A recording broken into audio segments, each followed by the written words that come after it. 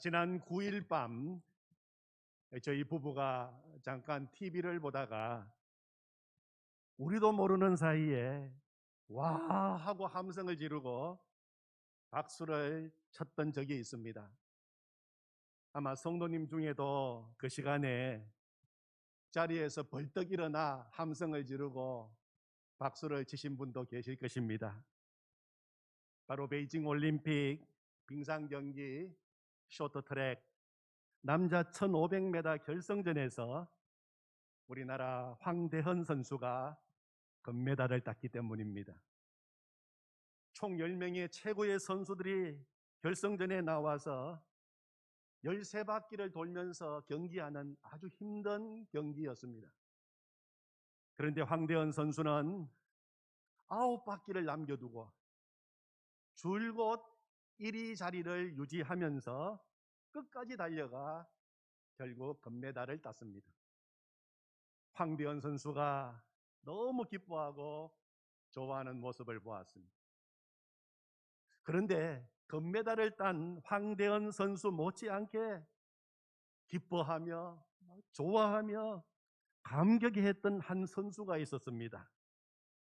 바로 황대헌 선수 뒤를 계속 따라다니면서 2등으로 돌아와서 은메달을 딴 캐나다의 디부아 선수였습니다. 이 디부아 선수는 경기 후에 인터뷰를 했습니다. 그러면서 이렇게 말했습니다. 황대헌 선수만 따라갔더니 생애 첫 올림픽 은메달이더라. 그렇게 좋아했습니다. 나는 황대헌만 보고 따라달렸는데 결승전까지 너무 멀어서 이렇게 빨리 달려도 되나? 중간에 의심이 들기도 했지만 그러나 뭐 어때? 하는 심정으로 그저 황대헌만 따라갔더니 내가 할 수 있는 최고의 자리에 올랐다고 그는 너무 좋아했습니다. 저는 그 인터뷰 기사를 읽으면서 야, 사람 잘 따라가도 이런 좋은 일이 생길 수 있구나 하는 생각이 들었습니다. 오늘 우리가 함께 읽은 이 누가복음 말씀에는 예수님 잘 따라가서 예수님만 따라가서 행복한 인생의 주인공이 된 한 사람을 만나게 됩니다. 바로 세리 레위였습니다. 마태복음에서는 그의 이름을 마태라고도 밝히고 있습니다. 그는 예수님의 12제자 가운데 한 사람이 되는 영광을 얻게 되었고 예수님을 가장 가까이에서 따라다니면서 나중에는 신약 성경 중에서 제일 첫 번째 복음서 마태복음을 기록하는 귀한 영광도 얻게 되었습니다. 만약 오늘 우리가 이 세리, 이 레위를 만나서 이 마태를 만나서 인터뷰하면서 당신은 어떻게 그런 행복한 인생, 그런 위대한 인생을 살 수 있었습니까?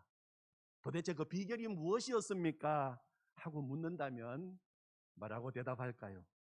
그는 분명히 이렇게 대답할 것입니다. 어느 날 예수님이 저를 찾아오셨습니다.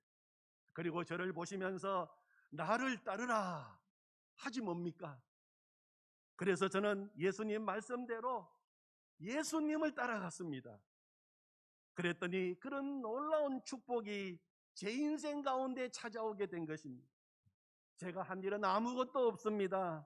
다만 나를 따르라 하는 예수님 말씀 듣고 예수님만 따라다닌 것밖에 없습니다. 아마 그렇게 분명히 대답했을 것입니다.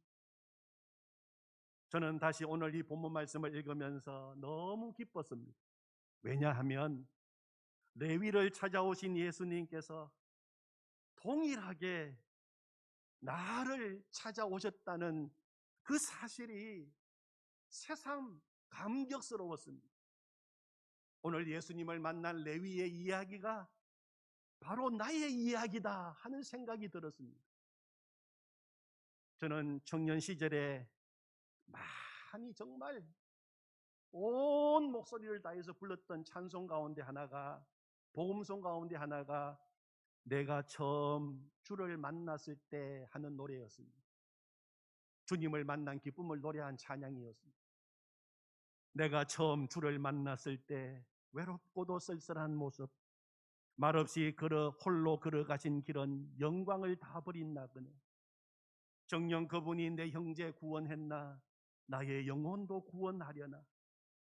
의심 많은 도마처럼 물었네, 내가 주를 처음 만난 날.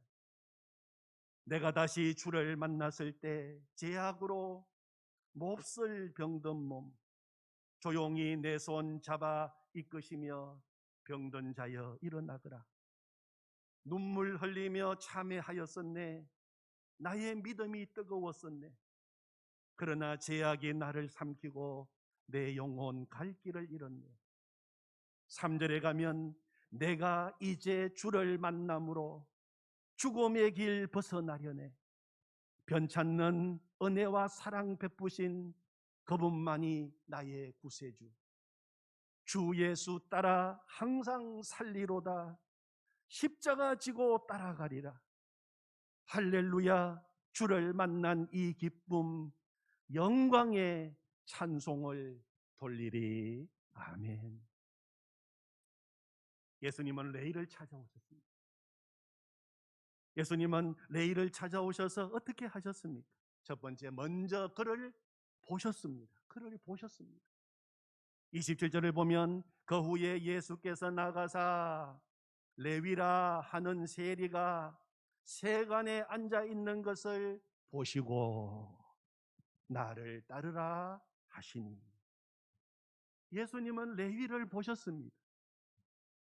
여기서 본다라고 하는 말의 의미는 단순히 눈으로 무언가를 본다는 의미를 넘어서서 의도적으로 어떤 대상의 시선을 고정시키고 그 내면까지도 파악하는 것을 의미합니다. 집중해서 뚫어지게 바라보는 것입니다. 여러분 아십니까? 예수님이 오늘도 우리를 바라보십니다. 오늘도 우리를 바라보실 때 그냥 스쳐 지나가듯이 한번 쑥 쳐다보시지 않습니다. 우리에게 시선을 고정시키시고 우리를 사랑의 눈으로 극히 바라보시면서 우리 마음의 내면까지도 다 아십니다. 우리가 지금 무슨 생각을 하고 있는지, 어떤 고민, 어떤 아픔을 가지고 이 자리에 있는지를 다 아신다는 것입니다. 그것이 주님이 오늘도 우리를 바라보시는 눈길이고 모습입니다. 시편 139편 1절에서는 감찰하신다 하는 표현을 썼습니다. 여호와여 주께서 나를 감찰하시고 아셨나이다. 감찰이 무엇입니까?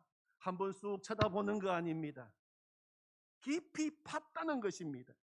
우리 마음의 내면의 깊은 속까지 다 파시고 다 아신다는 것입니다. 쏙쏙들이 살펴보시는 것입니다.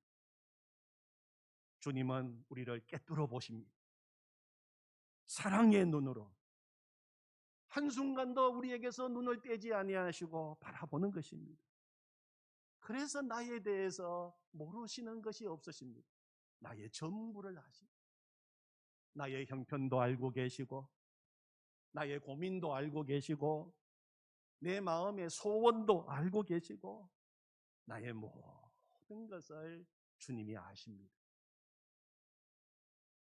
오늘 레위를 찾아오신 예수님께서 그렇게 레위를 바라보셨습니다. 레위는 직업이 세리였습니다.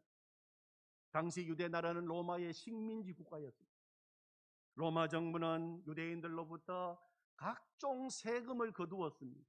인두세를 비롯하여 토지세, 통행세 등 각종 세금을 거두었는데 이 세금을 거두기 위하여 유대인들 가운데 세금 징수원을 두었는데 그들이 바로 세리였습니다.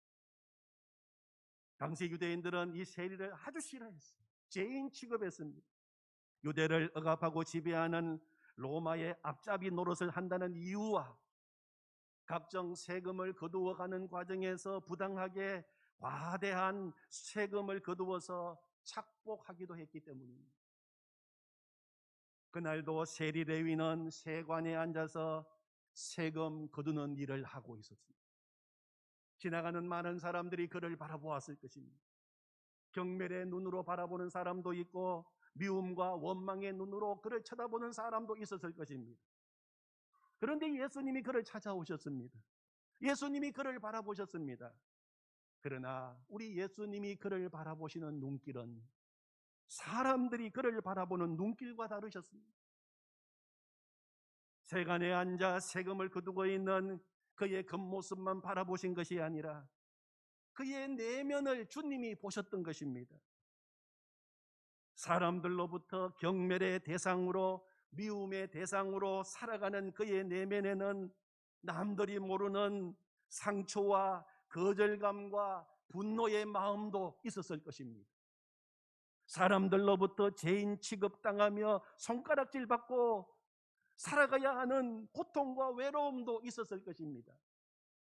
인정받지 못하는 억울함과 우울함도 있었을 것입니다. 그럴수록 그는 더 자신의 일에 집중하고 열중하면서 일 중독에 빠져 있었는지도 모르겠습니다.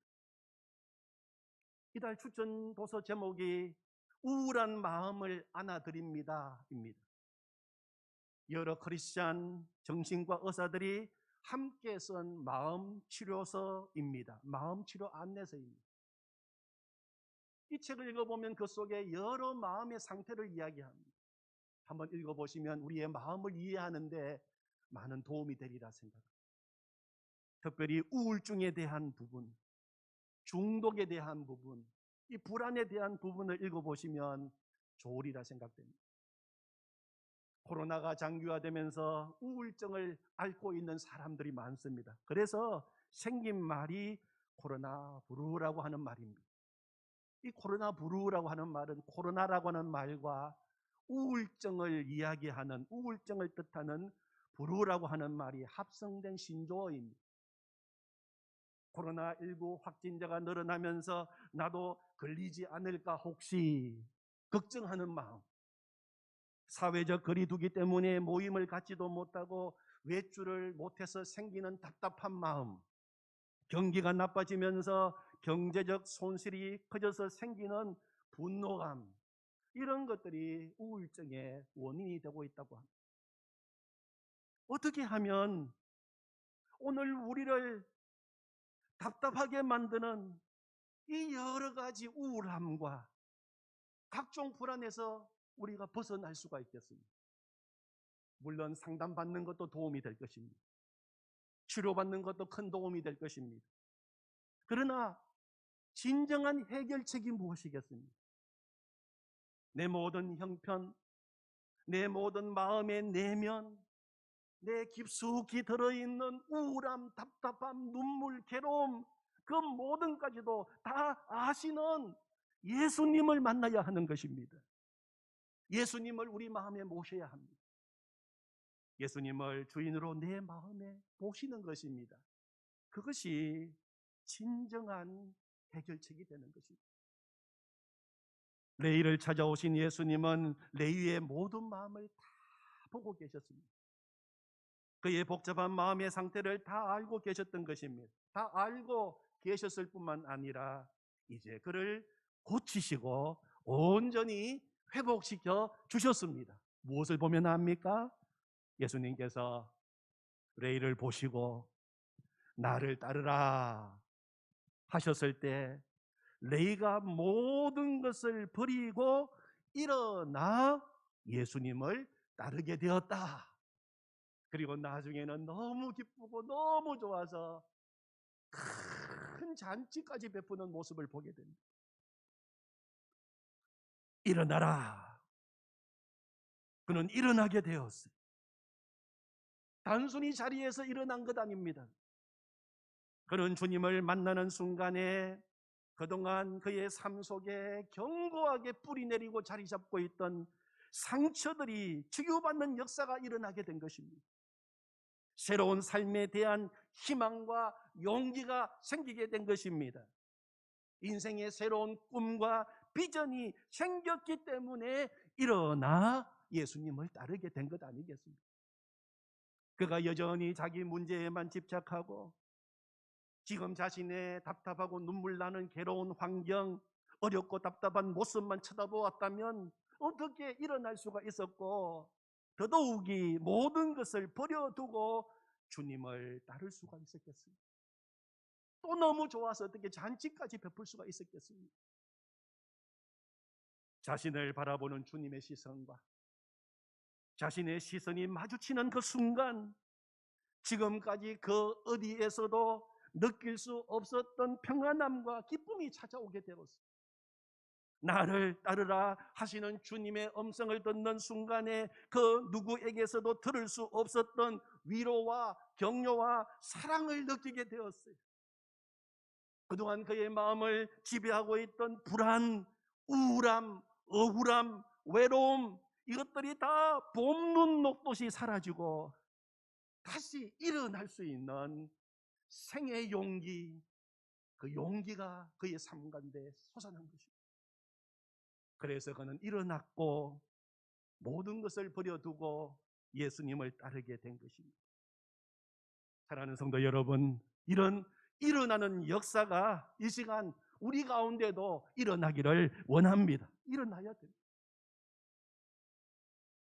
지금 우리의 복잡한 상황, 병든 우리의 마음, 우리의 이 답답한 현실 상황은 우리 주님께는 전혀 문제가 되지 않습니다. 우리 주님은 그 분야를 치료하시는 최고의 전문의이십니다. 최고의 치료자가 되시기 때문입니다. 이사야 53장 5절 말씀에 보면 그가 찔림은 우리의 허물 때문이요 그가 상함은 우리의 죄악 때문이라. 그가 징계를 받음으로 우리는 평화를 누리고 그가 채찍에 맞음으로 우리는 나음을 입었도다. 그렇게 말씀하셨습니다. 다시 한번 잘 들어보십시오. 그가 찔림은 우리의 허물 때문이요 그가 상함은 우리의 죄악 때문이라. 그가 징계를 받음으로 우리는 평화를 누리고 그가 채찍에 맞음으로 우리는 나음을 입었도다. 아멘. 마틴 루터는 이 말씀을 가리켜서 인류 최대의 즐거운 교환이라고 이야기했어요. 인류 최대의, 내 인생 최대의 즐거운 교환, 신적 교환이 일어났다고 이야기했습니다. 예수님이 대신 징벌을 받으심으로 우리는 용서를 받게 되고 예수님이 대신 채찍에 맞음으로 우리가 낫게 되고 예수님이 대신 죄를 지심으로 우리가 의롭게 되고 예수님이 대신 죽으심으로 우리가 생명을 얻게 되고 예수님이 대신 가난하게 되심으로 우리가 부유하게 되고 예수님이 대신 수치를 당하심으로 우리가 영광에 이르게 되고 예수님이 대신 거절당하심으로 우리가 하나님의 자녀로 영접되고 예수님이 대신 저주를 받으심으로 우리가 축복을 받게 된 것입니다. 예수님이 우리 인생 가운데 오시면 그 누구를 막론하고 이 즐거운 교환이 우리 인생 가운데서 일어나게 되는 것입니다. 오늘 예수님이 세리 레위를 만난 사건을 통해서 우리에게 그것을 말씀해 주고 계십니다. 두 번째, 예수님은 레위 집에 가셔서 함께 먹고 마셨습니다. 함께 잔치를 즐기셨습니다. 29절에 보면 레위가 예수를 위하여 자기 집에서 큰 잔치를 하니 세리와 다른 사람이 많이 함께 앉아 있는지라. 잔치가 열렸습니다. 예수님이 그곳에서 함께 먹고 마시고 즐기셨습니다. 그 모습을 본 바리새인과 서기관들이 예수님과 예수님의 제자들을 비방하면서 너희는 어찌하여 세리와 죄인들과 함께 먹고 마시느냐고 비방했습니다.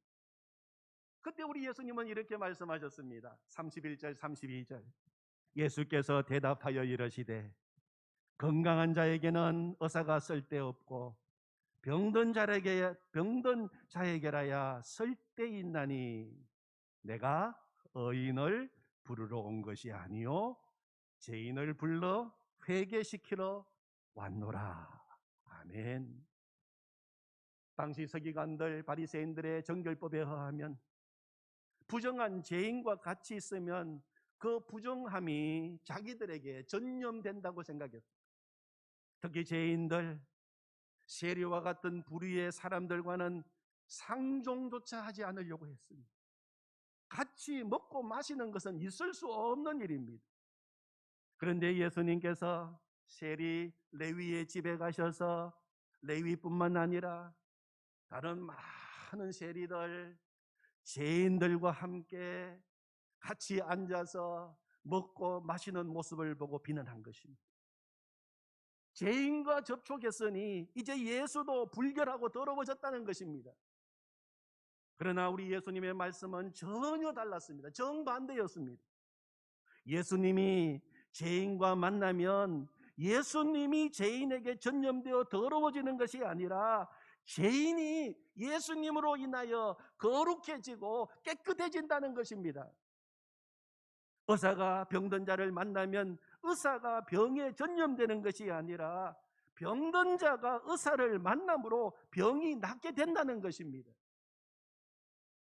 누가복음 5장 12절 그 앞에 있는 기사를 보면 한 번은 온몸에 나병 들린 사람, 전신에 나병이 들린 사람이 예수님 앞으로 왔습니다. 예수님 앞으로 가까이 와서 예수님 앞에 엎드려서 저를 깨끗하게 해주십시오, 저를 낫게 해달라고 간청했습니다. 모세의 율법에 의하면 나병 환자와 접촉하면 그 접촉한 자가 더러워지게 됩니다. 그래서 나병 환자는 가까이 오지도 못하게 했고 가까이 가지도 않았습니다. 그런데 오늘 예수님께서 어떻게 하셨습니까? 5장 13절에 보면 그 가까이 다가와서 바로 앞에 무릎을 꿇고 예수님 쳐다보면서 저를 고쳐주십시오 말하고 있는 그 나병 환자, 그 나병 환자에게 손을 내밀어 그에게 대시며 이러시되 깨끗함을 받으라 하시니 그 나병이 곧 떠나가는 역사가 일어나게 되었어요. 나병 환자가 깨끗하게 회복이 됐어요. 서기관과 바리새인들의 말대로라면 예수님이 나병 환자와 접촉했으니 더더구나 손을 내밀어서 접촉했으니 예수님이 더러워지고 나병에 걸려야 합니다. 그런데 예수님이 나병 환자에게 손을 내밀어 손을 대시니 나병 환자가 나음을 입게 된 것입니다. 예수님이 그 잔치에 가심으로 말미암아 그 잔치에 있는 모든 죄인들이 깨끗함을 얻게 되고 하나님의 백성이 되고 하나님의 나라가 임하는 역사가 그 잔치집에 임하게 된 것입니다. 오늘 우리가 이 말씀을 통해서 정말 소망이 생깁니다. 우리가 어떤 인생에 문제가 있다 하더라도 주님이 이 시간 손을 내밀어 우리에게 대시면 우리는 고침을 받고 나음을 입게 될 줄로 믿습니다.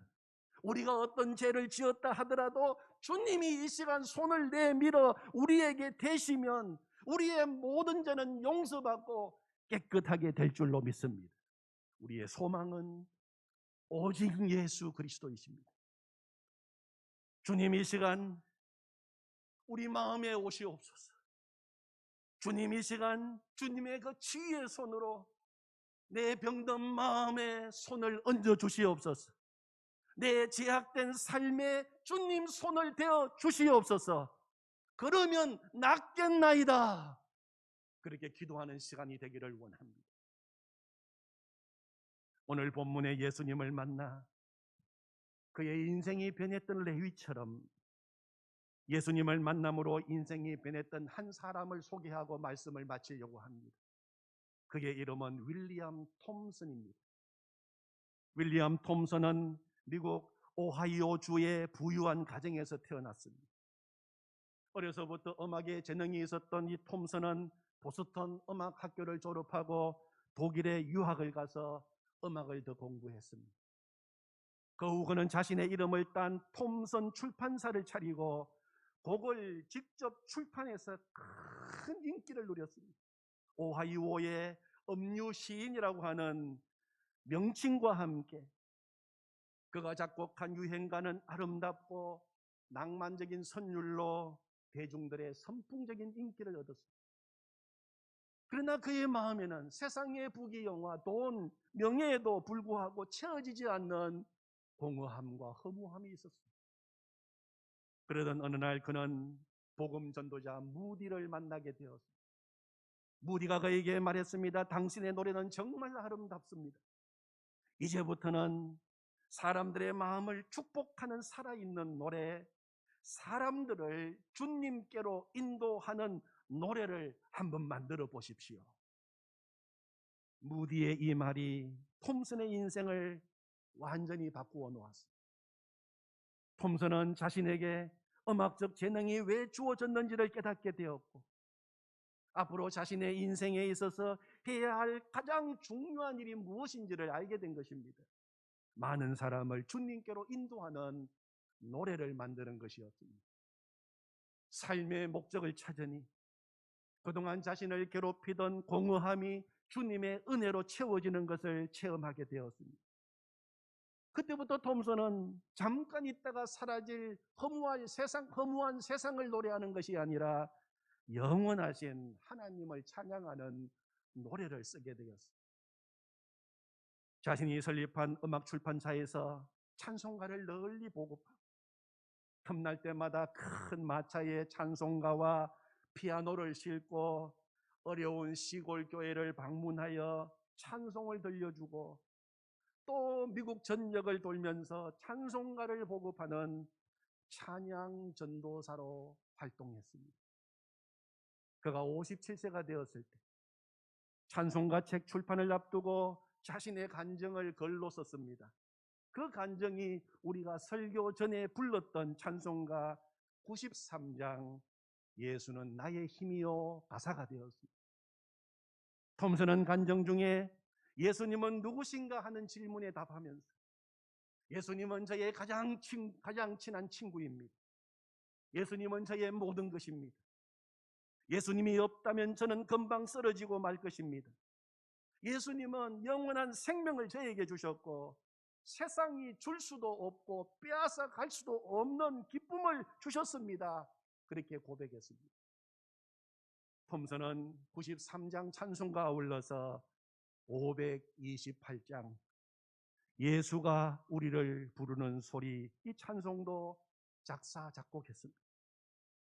예수님이 말씀하신 마태복음 11장 28절 수고하고 무거운 짐진 자들아 다 내게로 오라 내가 너희를 쉬게 하리라, 그 말씀을 바탕으로 만든 곡입니다. 인생의 허무함과 공허함으로 방황하고 있을 때 자신을 찾아오셔서 불러주신 예수님을 찬양합니다. 오늘도 모든 죄인들을 향하여 오라고 부르시는 그 주님의 사랑의 마음을 담아서 모든 사람들이 주님께 돌아오기를 초청하는 찬송입니다. 이 찬송을 통해서 수많은 사람들이 주님께로 돌아오는 역사가 일어나게 되었습니다. 복음 전도자 무디도 마지막 병상에서 톰슨이 부르는 이 찬양을 들었다고 합니다. 예수가 우리를 부르는 소리, 그 음성 부드러워 문 앞에 나와서 사면을 보며 우리를 기다리네. 오라, 오라 방황치 말고 오라. 죄 있는 자들아 이리로 오라. 주 예수 앞에 오라. 4절을 보면 우리를 위하여 예비해 두신 영원한 집이 있어 죄 많은 세상을 떠나게 될 때 영접해 주시겠네. 오라, 오라 방황치 말고 오라. 죄 있는 자들아 이리로 오라. 주 예수 앞에 오라. 세상의 부귀 영화 성공을 뒤로하고 주님의 부르심에 기꺼이 순종하며 그의 일생을 온전히 드렸던 톰슨은 1909년 62세의 일기로 세상을 떠날 때까지 주님을 찬양하는 찬송가를 작곡하는 일에 그의 온 생애를 바치는 제자의 삶을 살았습니다. 하나님 성도 여러분, 레위를 보시고 부르셨던 주님, 톰슨을 보시고 부르셨던 주님께서 오늘 우리를 보시고 나를 보시고 부르셨습니다. 나를 따르라. 나를 따르라. 주님만 따라가기를 원합니다. 주님만 더 따라가기를 원합니다. 아멘. 하나님 아버지, 오늘 세리를 보셨습니다. 세간에 앉아있는 레위를 보셨습니다. 그의 마음의 슬픔도 아픔도 눈물도 답답함도 인생의 허무도 공허함도 다 보셨습니다. 그의 지고 있는 무거운 인생의 짐도 보셨습니다. 그의 죄짐도 보셨습니다. 나를 따르라. 주님의 그 음성을 듣는 순간 레위의 인생은 변하게 되었습니다. 하나님, 알고 봤더니 이 레위의 인생의 이야기가 나의 이야기고 내 삶의 스토리임을 이야기합니다. 주님 감사합니다. 나를 찾아오셔서 나를 보시고 나를 따르라고 말씀해 주셔서 감사합니다. 살아오면서 문득문득 주님께 시선을 고정시키지 않고 세상을 향하여 나갔던 우리의 시선을 다시 주님을 바라봅니다. 나를 따라와. 나를 따르라. 오늘도 다시 우리에게 그렇게 말씀해 주셔서 감사합니다.